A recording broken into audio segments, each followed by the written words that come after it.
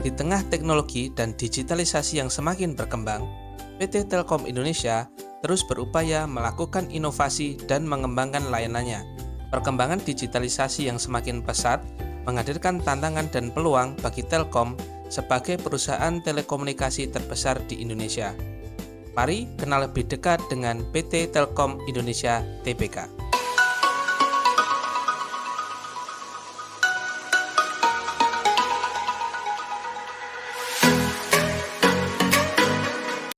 Didirikan pada 19 November 1991, Telkom Indonesia adalah badan usaha milik negara yang bergerak di bidang jasa layanan teknologi, informasi dan komunikasi, serta jaringan telekomunikasi di seluruh Indonesia. Pemegang saham mayoritas Telkom adalah pemerintah Indonesia sebesar 52%, sedangkan 47,9% sisanya dikuasai oleh publik. Saham Telkom diperdagangkan di Bursa Efek Indonesia dengan kode TLKM dan NYSE di Amerika Serikat dengan kode TLK. Pada saat video ini dibuat, perseroan memiliki nilai kapitalisasi pasar sebesar 313 triliun DBI dan 19,76 miliar dolar Amerika Serikat di NYSE. Kegiatan usaha Telkom Group bertumbuh dan berubah seiring dengan perkembangan teknologi informasi serta digitalisasi, namun masih dalam koridor industri telekomunikasi dan informasi. Hal ini terlihat dari lini bisnis yang terus berkembang melengkapi legasi yang sudah ada sebelumnya. Mari kita melihat berbagai anak usaha perseroan. Yang pertama ada PT Telekomunikasi Seluler atau Telkomsel, perusahaan operator seluler dengan jaringan terluas yang telah menjangkau lebih dari 90% populasi Indonesia, dengan bisnis inti, jasa telekomunikasi seluler, dan penyelenggaraan jaringan telekomunikasi seluler. Kedua adalah PT Multimedia Nusantara atau Telkommetra, adalah perusahaan investasi dan subholding yang melakukan ekspansi ke berbagai layanan dasar dan layanan digital melalui akuisisi dan partnership, serta membangun ekosistem bisnis yang kuat. Ketiga, ada Telkomsat, perusahaan dengan portofolio bisnis satelit yang memberikan layanan digital berbasis satelit dari hulu hingga hilir, dengan fokus pada kebutuhan pelanggan customer oriented. Keempat adalah PT Pins Indonesia, sebuah perusahaan yang menyediakan berbagai peralatan dan sarana teknologi, integrasi perangkat, jaringan, sistem, dan perangkat Internet of Things. Kelima adalah PT Telkom Akses, adalah perusahaan yang bergerak pada jasa penggelaran dan pengelolaan infrastruktur jaringan, serta akses fixed broadband, manajemen service, dan operation maintenance untuk jaringan akses fixed broadband. Selanjutnya ada PT Telekomunikasi Indonesia Internasional atau TELIN, sebuah operator telekomunikasi global yang menyediakan solusi layanan telekomunikasi dan IT di luar negeri, dengan jaringan sekitar 7 anak perusahaan yang beroperasi aktif di luar negeri. Nomor 7 ada PT Daya Mitra Telekomunikasi atau Mitratel, adalah perusahaan yang menyediakan layanan infrastruktur menara telekomunikasi atau tower provider. Perusahaan ini juga sudah melantai di Bursa Saham Indonesia dengan kode MTEL. Selanjutnya ada PT Infrastruktur Telekomunikasi Indonesia atau Telkom Infra, sebuah perusahaan yang menyediakan jasa pengelolaan infrastruktur telekomunikasi. Kesembilan ada PT Metranet, adalah penyedia jasa dan konten digital yang terintegrasi dengan bisnis inti yaitu media online, digital content, dan digital billing. Selanjutnya adalah PT Graha Duta atau Telkom Property, adalah penyedia jasa properti yang mengedepankan pada leverage aset Indi Telkom dengan bisnis inti yaitu property management. Ke-11 adalah Telkom Data Ecosystem atau NeuroDC, adalah perusahaan dengan fokus portofolio bisnis pada infrastruktur data center.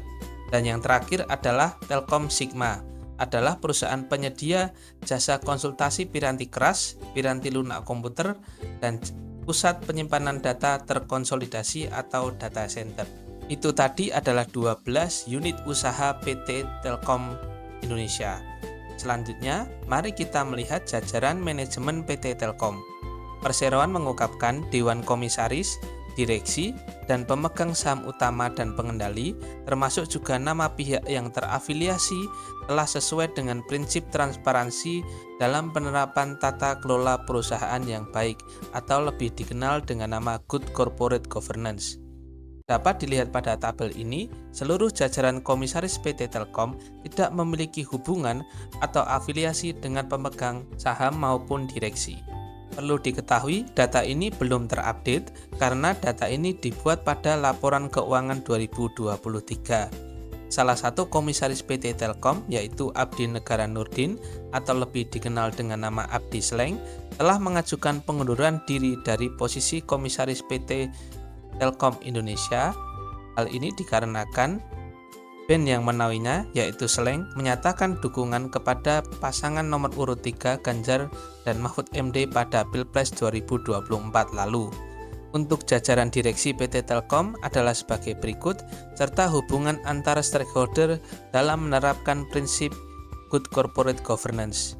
Berdasar rapat umum pemegang saham tahunan pada 30 Mei 2023, terdapat beberapa keputusan perubahan susunan anggota direksi yang menetapkan 1.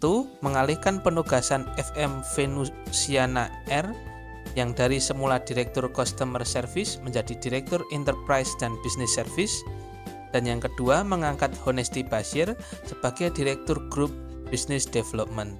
Berikut ini adalah pemegang saham perseroan. Pemegang saham mayoritas Telkom seperti tadi sudah dikatakan adalah pemerintah Republik Indonesia sebesar 52,09%,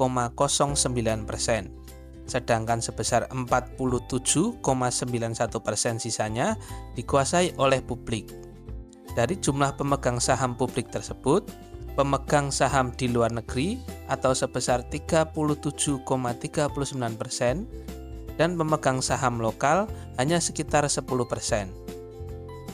Ini artinya mayoritas investor di PT Telkom adalah investor asing, menjadi pemegang saham mayoritas nomor 2 setelah kepemilikan saham pemerintah Indonesia. Atau sering dikenal emiten ini adalah emiten yang dibandari atau dikuasai oleh investor asing. Selanjutnya, mari kita melihat laporan keuangan tiap segmen PT Telkom Group. Secara umum, kinerja seluruh segmen usaha Telkom Group di tahun 2023 menunjukkan hasil yang positif dengan kontribusi sebesar masih didominasi oleh segmen mobile. Segmen mobile sendiri memberikan kontribusi tertinggi bagi Telkom Group dengan pendapatan sebesar 44,5% atau sekitar 88 triliun. Sementara segmen enterprise memberikan kontribusi pendapatan tertinggi kedua sebesar 22,4% atau sekitar 44 triliun. Kemudian segmen wholesale dan international business sebesar 18% atau 37 triliun dan segmen consumer sebesar 13% atau 26 triliun serta segmen lain-lain berkontribusi paling kecil yaitu 1,2% atau sekitar 2,4 triliun rupiah. Selanjutnya, mari kita melihat laporan keuangan Telkom tahun buku 2023. Per tanggal 31 Desember 2023, Telkom Group memiliki total aset sebesar 287 triliun atau sekitar 186 miliar dolar, naik sekitar 4,3% dari periode sebelumnya. Kenaikan ini disebabkan oleh kenaikan aset keuangan lancar dan lainnya, piutang usaha, aset kontrak, dan aset lancar lainnya. Sementara total liabilitas tercatat sekitar 160 triliun atau sekitar 8 miliar dolar Amerika Serikat. Jumlah tersebut naik sekitar 3,6% dibandingkan periode sebelumnya. Kenaikan liabilitas ini disebabkan oleh kenaikan hutang usaha, liabilitas kontrak, hutang bank, pinjaman jangka panjang, liabilitas sewa, liabilitas kontrak, dan liabilitas destinasi, manfaat pensiun, dan imbalan pasca kerja lainnya.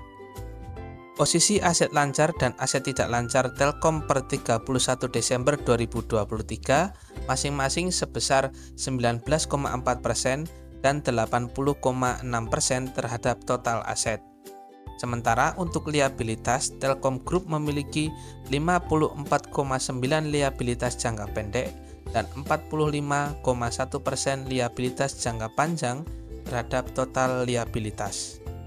Komposisi pendapatan Telkom Group tahun 2023 berasal dari pendapatan data, internet, dan jasa teknologi informatika dengan proporsi sebesar 60,9%. Diikuti oleh pendapatan IndiHome dengan proporsi 19,3% dan pendapatan telepon sekitar 6,1%. Komposisi beban terbesar berasal dari beban operasi, pemeliharaan, dan jasa telekomunikasi dengan proporsi sekitar 38%.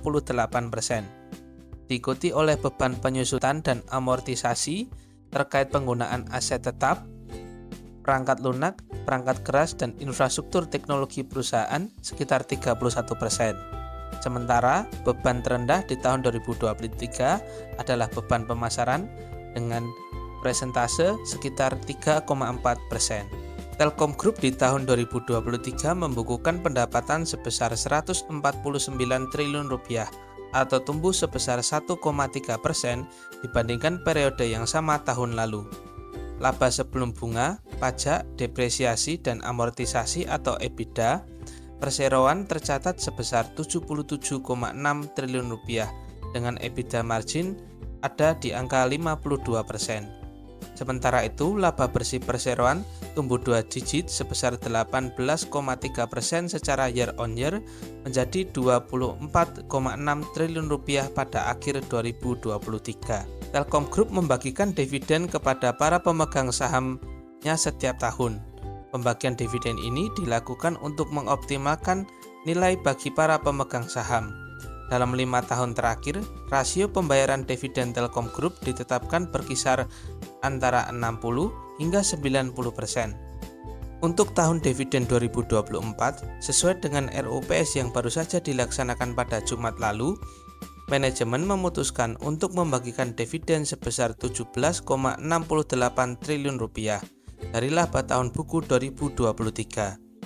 Setiap pemegang Telkom bakal memperoleh dividen sebesar Rp178,5 per lembar saham.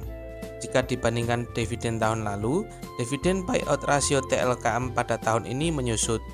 Tahun lalu Telkom mengalokasikan 82% dari laba bersih sebagai dividen. Tahun ini Telkom hanya membagikan sebesar 72% dari laba sebagai dividen. Walaupun market leader di dunia telekomunikasi tanah air, Telkom memiliki banyak tantangan yang harus dihadapi di masa yang akan datang. Beberapa waktu yang lalu, pemerintah secara resmi memberikan izin kepada SpaceX untuk masuk ke Indonesia melalui Starlink. Namun, kehadiran Starlink bukan untuk melayani secara langsung para konsumen. Starlink kini sudah digunakan untuk akses internet melalui operator seluler dan penyedia layanan internet yang ada di Indonesia. Saat ini, Telkom sudah punya stasiun bumi untuk gerbang akses internet ke Starlink yang tersebar di 9 titik di seluruh penjuru tanah air. Kesimpulannya, adanya Starlink di pasar Indonesia diharapkan mampu memicu peningkatan jumlah pelanggan Telkom Group dan hal ini dikarenakan Telkom melalui Telkomsat sudah bekerja sama dengan Starlink, yakni dalam bentuk kerjasama bisnis to bisnis. Pada saat video ini dibuat, Telkom Group dihargai 3.160 per lembar saham di Bursa Efek Indonesia. Nilai ini terkoreksi lebih dari 20% secara year on year. Penurunan ini imbas dari aksi profit taking setelah adanya kenaikan harga yang cukup signifikan serta dipengaruhi oleh kondisi ekonomi global serta nasional yang masih dalam ketidakpastian. Di tengah goncangan sektor keuangan, ketegangan geopolitik serta fragmentasi geoekonomi global, Telkom Group terus menunjukkan ketahanan dan potensi untuk pertumbuhan yang berkelanjutan. Dikutip dari laporan tahunan perseroan, ada 4 tantangan masa depan Telkom Group. Yang pertama, perseroan harus menghadapi sekaligus mengantisipasi tantangan terkait perubahan regulasi yang bisa mempengaruhi cara perusahaan beroperasi. Hal ini memerlukan penyesuaian dan adaptasi yang cepat untuk memastikan perseroan dapat mematuhi setiap peraturan yang ada. Kedua, persaingan di industri digital telco Indonesia yang terus meningkat dengan masuknya pemain baru dari dalam maupun luar negeri, produk layanan yang semakin beragam, serta adanya perluasan layanan dari pesaing yang sudah ada. Ketiga, meskipun perseroan selalu berupaya untuk memperluas infrastruktur khususnya untuk layanan digital connectivity dan digital platform di Indonesia, namun masih ada kebatasan untuk menjangkau wilayah-wilayah 3T di Indonesia, yaitu tertinggal, terdepan, dan terluar. Yang terakhir adalah pengembangan dan pemeliharaan infrastruktur layanan connectivity dan platform memerlukan investasi yang besar, namun di sisi yang lain, terdapat tantangan bagaimana tren industri telekomunikasi yang saat ini tengah menghadapi terkomoditasinya layanan connectivity. Oleh sebab itu, perseroan juga telah menyiapkan dan mengembangkan layanan-layanan second curve dalam portofolio digital platform dan digital service seperti data center, cloud service, IT service, dan ancaman keamanan cyber. Walaupun memiliki banyak tantangan, prospek Telkom sebagai perusahaan telekomunikasi terbesar di Indonesia masih cerah. Penerapan digitalisasi membuka peluang yang sangat baik bagi Indonesia untuk mencapai kemajuan di berbagai bidang. Untuk itu, infrastruktur digital connectivity yang luas dan berkualitas, digital platform yang mumpuni, serta digital service yang sesuai dengan kebutuhan masyarakat menjadi sangat penting. Untuk berkontribusi dalam menciptakan lingkungan digital dalam pembangunan masyarakat digital, serta akselerasi ekonomi digital, Telkom terus berupaya untuk berinvestasi memperkuat lini usaha digital connectivity, digital platform, dan digital service. Dengan harga yang sudah terdiskon lebih dari 20% dari tahun lalu, menurut kalian apakah ini waktu yang tepat untuk kita berinvestasi di saham Telkom? Berikan pendapat kalian di kolom komentar. Terima kasih karena sudah menonton, like dan subscribe jika kalian menyukai video ini. Kita jumpa lagi di video selanjutnya.